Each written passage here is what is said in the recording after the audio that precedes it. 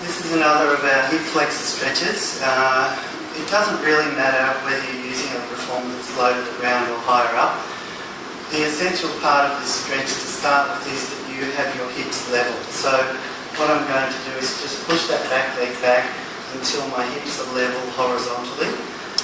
Then, before I go too strongly into the stretch, I'm going to tuck my bottom under, so posterior tilt, like that. And that anchors the attachment points of psoas in particular, attaching to all the lumbar vertebrae. By tucking this way and tightening my abdominals and glutes, I anchor what are usually called proximal attachment points of iliopsoas.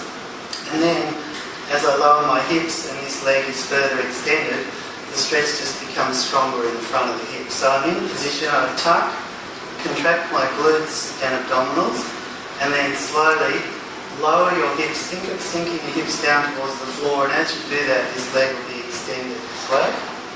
And as you do that, I'm just trying to show you here that I'm maintaining that posterior tilt. The stretch comes on in the front of that rear leg.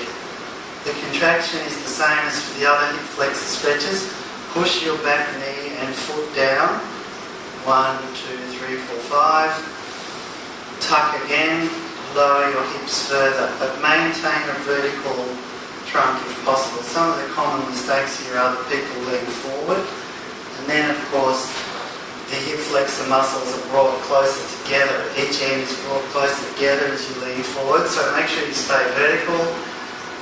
Try not to rotate the hips this way, and don't let the lower back go into any kind of lordosis. So keep it slightly posterior tilted, pelvis and the lower back flat if possible. If you want to make it a little more intense again, if you look at my back leg, I can lift the kneecap up and that intensifies the stretch even further. Hold the stretch for the usual 60 to 90 seconds.